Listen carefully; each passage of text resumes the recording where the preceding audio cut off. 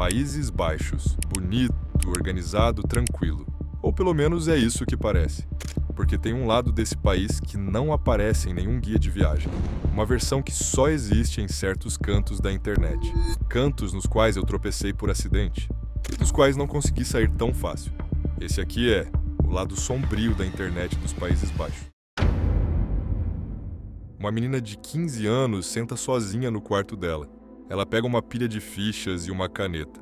Começa a escrever. E aí ela se filma segurando essas fichas, uma por uma, em silêncio. Sem voz, só palavras. E o que estava escrito nessas fichas quebrou a internet. Quando a maioria das pessoas pensa na Holanda, pensa em tulipas, moinhos de vento, talvez Amsterdã numa viagem. Mas os Países Baixos também é o país de um dos predadores online mais prolíficos já documentados. Um cara que, de trás de uma tela, destruiu a vida de dezenas de jovens em vários países e cujas ações estão diretamente ligadas à morte de uma adolescente no Canadá. O nome dele é Aydin Coban, e essa é a história dele. Vamos voltar lá para 2009. As redes sociais ainda eram uma novidade empolgante, o Facebook explodindo de vez, sites de webchat em todo lugar, as crianças online mais do que nunca, e muitas delas, especialmente os adolescentes, ainda descobrindo esse mundo todo novo de se conectar com estranhos na internet. E Aydin Coban sabia exatamente como aproveitar isso. Coban era um holandês de origem turca que morava nos Países Baixos. E quando os investigadores começaram a juntar as peças do que ele estava fazendo, ficaram genuinamente chocados. Porque não era só um cara esquisito mandando mensagens estranhas. Era uma operação calculada, metódica. Ele tinha criado mais de 90 identidades online diferentes, nomes diferentes, fotos de perfil diferentes, histórias de vida diferentes. Alguns eram falsos adolescentes, outros eram supostos amigos. Tinha até gente que dizia ser da mesma escola ou do mesmo bairro das vítimas. Ele escolhia uma vítima, estudava ela, descobria quem eram os amigos, como ela era, onde estudava, e aí se infiltrava na vida dela, disfarçado de alguém seguro. Alguém com quem ela se identificasse, alguém da mesma idade. E quando já tinha confiança dela, é aí que as coisas ficavam sombrias. Uma das primeiras coisas que ele fazia era levar a vítima para uma webcam. Era charmoso, bajulador, dizia que as meninas eram lindas, deslumbrantes, perfeitas. E no fim convencia elas a se exporem na câmera. No momento em que ele tinha aquelas imagens, ele as possuía. Ele tirava prints, salvava os vídeos, e aí o tom mudava completamente. De repente, aquele amigo com quem elas vinham conversando há semanas ou meses mostrava cara de verdade. Ameaçava mandar aquelas imagens para todo mundo que elas conheciam, os pais, os colegas de classe, os professores, a menos que elas dessem mais vídeos, mais fotos, mais controle. Isso se chama extorsão, e o Coban basicamente tinha transformado isso num trabalho em tempo integral. E sabe o que torna isso ainda mais perturbador? Ele não fez isso com uma pessoa, nem com 5, nem com 10. Os investigadores identificaram mais de 75 vítimas individuais em vários países: Reino Unido, Canadá, Noruega, Estados Unidos. Todas visadas por esse único homem, sentado em algum lugar nos Países Baixos, se escondendo atrás de uma tela e de um elenco rotativo de identidades falsas. Agora vamos falar sobre Amanda Todd, porque mesmo que você nunca tenha ouvido o nome Aydin Coban antes, tem uma chance muito grande de você saber quem é Amanda Todd. Amanda era uma menina da Colômbia Britânica, no Canadá. Uma garota inteligente, adorava cantar, passava muito tempo online como a maioria dos adolescentes. E em algum momento por volta de 2009 ou 2010, quando ela tinha 12 ou 13, ela acabou num chat de vídeo com alguém que parecia simpático e gente boa. Essa pessoa disse pra ela que ela era linda, que era deslumbrante. Ficou enchendo ela de elogios, construindo uma imagem positiva. E no fim, ela se expôs na câmera. Um print. Foi só isso que precisou. O que veio depois foram anos. Anos de tormento implacável. Coban usou aquela imagem como arma. Ele criou uma página no Facebook usando a foto dela de topless como foto de perfil, com a lista dos amigos dela e o nome da escola na página. Mandou aquela imagem para a família dela, para os colegas de classe, para a escola. Toda vez que Amanda tentava seguir em frente, mudava de escola, fazia amigos novos, tentava se reconstruir, ele aparecia de novo. Ele encontrava o Facebook novo, os amigos novos e recomeçava tudo. Ele mandou mais de 700 mensagens para ela em pelo menos 4 plataformas diferentes. Usou 22 contas falsas diferentes só para interagir com ela. Algumas foram criadas para ameaçar e intimidar. Outras foram criadas para se aproximar dela de novo, reconquistar a confiança dela, para manter o ciclo girando. Amanda tentou pedir ajuda, postou no Facebook sobre o que estava acontecendo com ela. Era claramente um grito de socorro. E em setembro de 2012, ela publicou aquele vídeo, o das fichas, descrevendo tudo que tinha passado. O aliciamento, a foto, o assédio, o bullying, a destruição absoluta do senso de segurança e autoestima dela.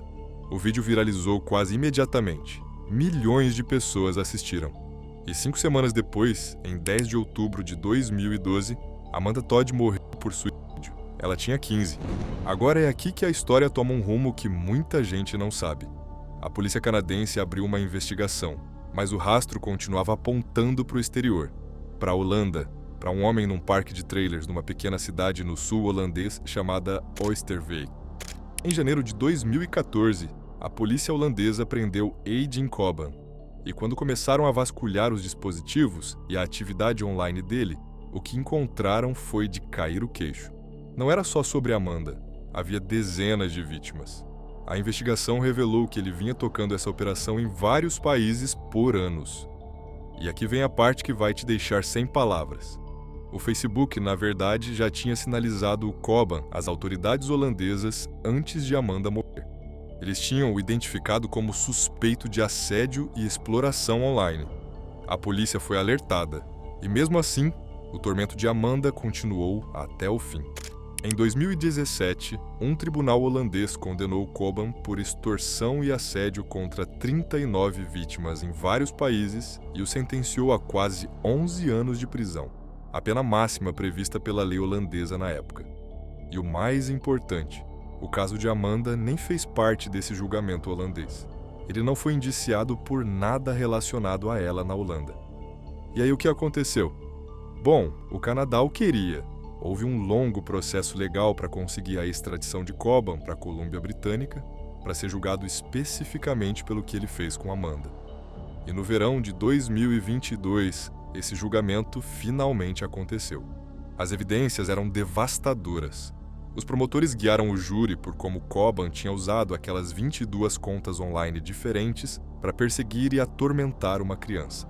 Como ele tinha mandado ameaças explícitas para ela. Como ele a tinha seguido por plataformas toda vez que ela tentava escapar. Como ele tinha, nas palavras do juiz, feito de destruir a vida de Amanda seu objetivo expressamente declarado. O júri o condenou em todas as principais acusações: extorsão, posse e distribuição de pornografia infantil, aliciamento de menor e assédio criminal. Em outubro de 2022, ele foi sentenciado a 13 anos de prisão, a serem cumpridos após terminar sua pena holandesa. A mãe de Amanda, Carol Todd, que tinha estado naquele tribunal todos os dias, saiu e disse: "Esse é o melhor dia desde que Amanda nasceu." Mas aqui vem a parte que deixou muita gente, incluindo Carol Todd, absolutamente sem palavras. Por causa de como a lei holandesa funciona, a sentença canadense de 13 anos precisava ser convertida para se adequar ao sistema jurídico holandês antes que Coban pudesse cumpri-la lá. E os promotores holandeses, eles argumentaram que os crimes pelos quais Coban foi condenado no Canadá normalmente renderiam cerca de 4 anos num tribunal holandês. 4 anos, por tudo o que ele fez com Amanda Todd. A batalha jurídica foi brutal de acompanhar. Primeiro, a escala do que uma única pessoa consegue fazer de trás de uma tela é genuinamente aterrorizante. Mais de 75 vítimas. Vários países, anos de abuso. Um cara, um notebook, um elenco rotativo de nomes falsos. Só isso. Foi tudo o que precisou. Segundo, os sistemas que deveriam proteger essas crianças falharam, repetidamente. O Facebook identificou Coban como uma ameaça e passou essa informação às autoridades holandesas antes de Amanda morrer. E mesmo assim, Essa é uma conversa que ainda não foi totalmente resolvida. E terceiro, a história de Amanda Todd, por mais dolorosa que seja, mudou as coisas. Ela gerou conversas nacionais sobre cyberbullying e exploração online no Canadá e além. É parte do motivo pelo qual a sextorção passou a ser tratada com muito mais seriedade como crime internacionalmente.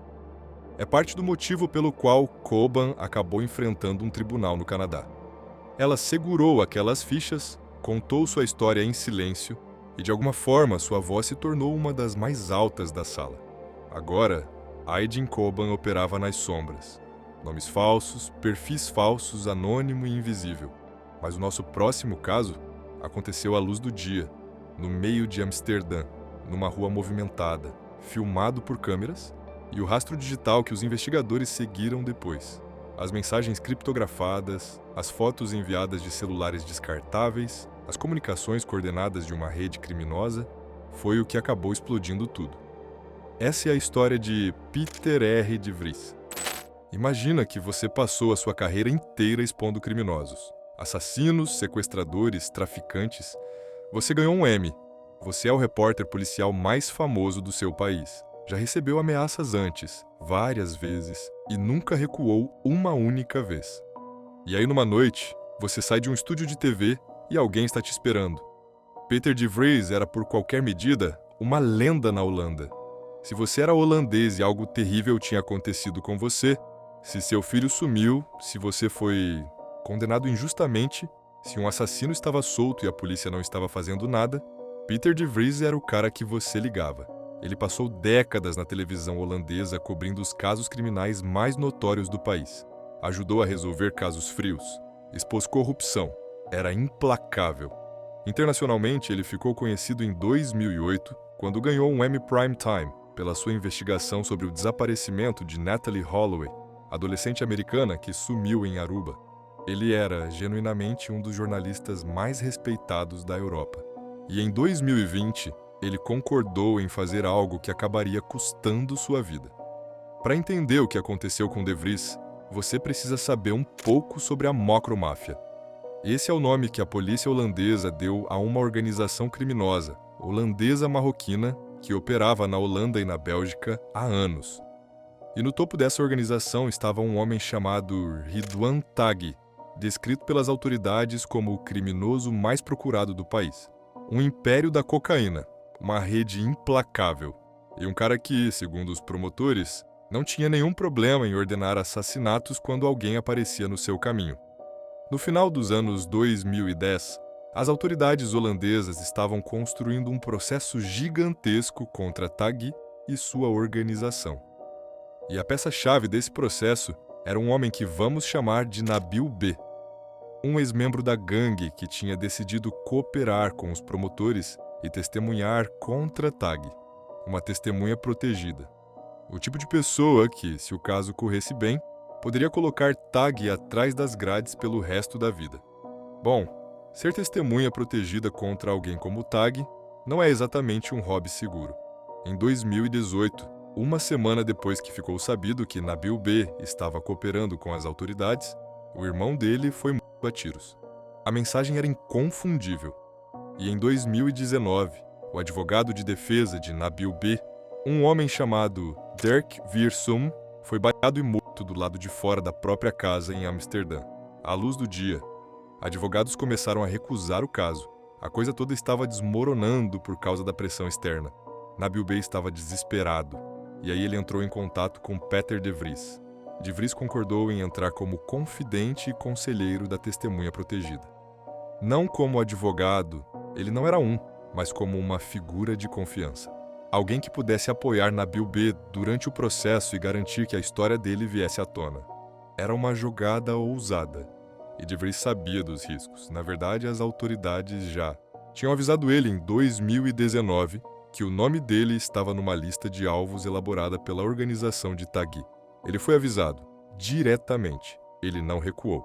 O lema dele, que ele tinha tatuado na perna, era: "De joelhos não é jeito de ser livre". Isso basicamente te diz tudo o que você precisa saber sobre esse homem.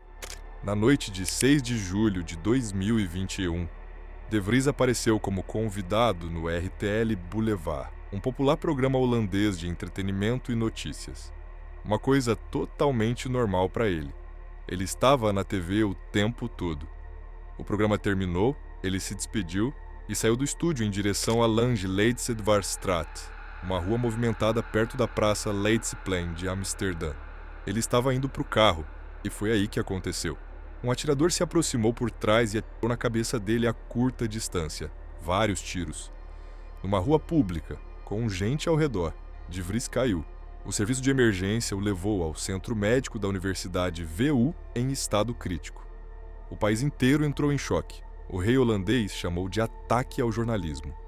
O primeiro-ministro deu uma coletiva de imprensa de emergência. O prefeito de Amsterdã chamou de crime brutal e covarde.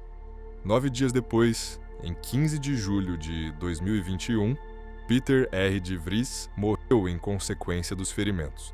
Ele tinha 64 anos. E é aqui que o lado digital desse caso se torna absolutamente central. A polícia prendeu 2 suspeitos em menos de 1 hora após o tiroteio. Um holandês de 21 anos, identificado como Delano G., suspeito de ter puxado o gatilho, e um polonês chamado Kamil E., que teria sido o motorista da fuga. Eles foram pegos numa rodovia perto de Haia com arma ainda no carro. Mas quem ordenou o assassinato? E como foi coordenado? É aí que os celulares entram. Os investigadores encontraram um celular criptografado no carro da fuga, pertencente a um dos suspeitos. E nesse celular havia mensagens que, segundo os promotores, detalhavam toda a operação. Tinha uma foto de De Vries, tirada naquela mesma noite dentro do estúdio do RTL Boulevard, pouco antes de ele sair, enviada de um operativo para outro. A mensagem junto com a foto dizia: "Você tem que pegar esse cachorro. Você ouviu bem. Alguém tirou uma foto desse homem enquanto ele ainda estava dentro do estúdio de TV, mandou para o esquadrão de ataque esperando lá fora e digitou: Você tem que pegar esse cachorro." É assim que isso foi calculado. É assim que foi organizado. Não foi um crime passional aleatório. Foi um assassinato coordenado, executado em tempo real, usando comunicações criptografadas por uma rede criminosa. E depois do tiroteio, outra mensagem foi enviada do carro da fuga. Ele está morto. A bala atravessou direto a cabeça dele. Tudo expirou. Todo mundo gritou. Essa mensagem foi enviada de volta para quem tinha ordenado o assassinato, como uma confirmação de trabalho concluído. A investigação que se seguiu foi massiva e abrangente. Levou anos. No fim, em junho de 2024, 3 homens foram sentenciados a penas de até 28 anos de prisão pelo assassinato. Outros 4 receberam penas por cumplicidade. Mas a questão de quem exatamente deu a ordem final, quem estava no topo da cadeia e disse: "Mata Peter R. de Vries", demorou ainda mais para ser respondida. Só em março de 2026, quase 5 anos após o assassinato, as autoridades holandesas anunciaram uma virada. Um homem chamado Ismail M., preso no Marrocos em outubro de 2025 e identificado como um operativo-chave dentro da rede de TAG, deu uma declaração apontando o sobrinho de TAG, um homem chamado Jawad F., como a pessoa que ordenou o ataque. Jawad F. estava morando no Marrocos desde 2018 e já cumpria pena lá por acusações separadas. A investigação ainda está em andamento. Agora vamos falar sobre o Encrochat, porque é aqui que a história fica genuinamente absurda. O Encrochat era uma plataforma comercial de comunicações criptografadas que foi lançada por volta de 2016. Vendia smartphones modificados. As câmeras e microfones eram removidos. O GPS era desativado. E a única coisa que esses celulares podiam fazer era rodar o próprio aplicativo de mensagens criptografadas do Encrochat. Eles até tinham uma função de limpeza de pânico. Se você apertasse um botão, o celular inteiro se apagava em segundos. A empresa se comercializava como uma ferramenta de privacidade para empresas legítimas. Mas, na realidade, os criminosos amavam. Em 2020, o Encrochat tinha cerca de 60 mil usuários no mundo todo. E as forças de segurança europeias estimavam que a grande maioria deles o usava para crimes organizados sérios. Tráfico de drogas, tráfico de armas, assassinato por encomenda, virou a plataforma de comunicação preferida das redes criminosas mais perigosas do continente. incluindo com certeza a Mocromáfia. Os criminosos se sentiam completamente intocáveis no encrochete. Falavam abertamente, planejavam abertamente, ordenavam assassinatos abertamente, porque estavam absolutamente convictos de que ninguém conseguia ler as mensagens deles. Estavam errados. Numa operação classificada que levou anos para ser executada, as forças de segurança francesas, trabalhando junto com as autoridades holandesas e a Europol, conseguiram hackear os servidores do encrochat. Em abril de 2020, eles tinham infiltrado com sucesso a plataforma e estavam lendo mensagens em tempo real. Por meses, sem que ninguém soubesse, as forças de segurança de toda a Europa estavam sentadas dentro das comunicações privadas de dezenas de milhares de criminosos. Pensa no que isso significa. Cada negócio de drogas, cada remessa, cada ameaça, cada ordem, tudo fluindo diretamente para os investigadores. Quando a operação veio a público em junho de 2020, as consequências foram impressionantes. Mais de 800 prisões por toda a Europa no rescaldo imediato. Centenas de milhões de euros em dinheiro e drogas apreendidos. Dezenas de assassinatos planejados e interrompidos antes de acontecer. E para a Mocromáfia especificamente, o hack do encrochat foi devastador. Mensagens recuperadas da plataforma pintaram um quadro detalhado das operações internas da organização. Quem estava dando ordens, quem estava executando, como o dinheiro estava se movendo, como os assassinatos estavam sendo coordenados. Os promotores holandeses usaram extensivamente as evidências do encrochat no enorme julgamento Marengo, o processo abrangente contra TAG e outros 16 supostos membros de sua rede. Mas é aqui que fica ainda mais pessoal. O próprio TAG tinha fugido para Dubai. Por anos, as autoridades holandesas sabiam mais ou menos onde ele estava, mas não podiam tocá-lo. Ele estava supostamente administrando todo o seu império criminoso remotamente, por mensagens criptografadas, por intermediários, por uma teia digital que o mantinha fisicamente isolado de tudo o que estava acontecendo de volta na Europa. E aí, em dezembro de 2019, as autoridades de Dubai o prenderam numa vila. Ele foi extraditado para a Holanda, trazido de volta algemado e colocado numa prisão de segurança máxima. O homem mais procurado da Holanda capturado. Em parte por causa do rastro digital que ele mesmo tinha deixado para trás. O julgamento Marengo, batizado com o nome de uma rua em Amsterdã, se tornou o maior julgamento criminal da história holandesa. 17 réus. Dezenas de acusações, incluindo múltiplos assassinatos, tentativas de assassinato e tráfico de drogas em escala massiva. Aconteceu num tribunal de alta segurança especialmente construído, essencialmente um bunker, porque a ameaça de interferência de redes criminosas era considerada muito real. E durante aquele julgamento, as mensagens do encrochat estavam no centro de tudo. Conversas nas quais membros da rede de TAG supostamente discutiam a ordenação de assassinatos. Conversas que colocavam pessoas específicas em cenas de crimes específicos. Um rastro digital de papel que, ironicamente, os próprios criminosos tinham criado, convictos de que nunca seria visto.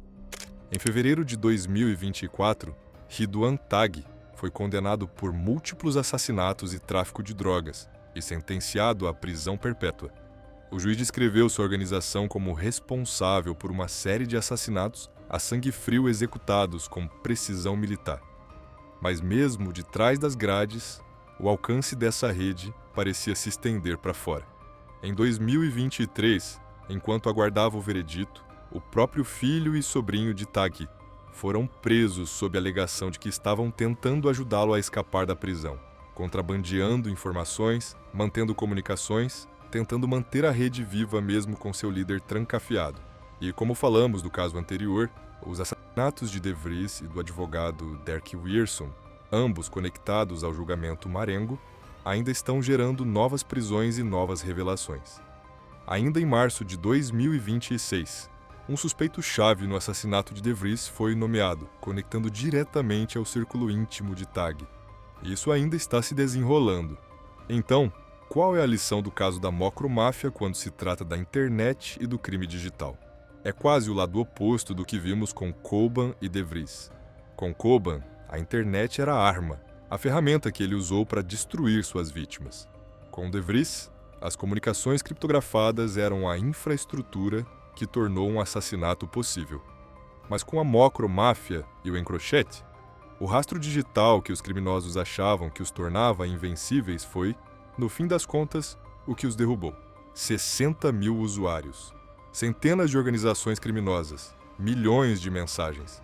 Tudo isso escancarado por um hack que os criminosos nunca viram vir.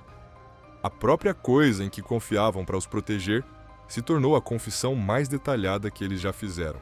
Tem algo quase poético nisso, da forma mais sombria possível. E é isso pela Holanda. 3 casos, 3 formas completamente diferentes em que a internet se cruzou com o crime. Como arma, como ferramenta de coordenação de Undi, assassinato, e como Pombum, o ponto cego fatal de um império criminoso. Se você quer ver qual país vamos cobrir a seguir, certifica que você está inscrito. A gente está indo fundo nessa série, e cada país trouxe algo que eu genuinamente não esperava. Até a próxima!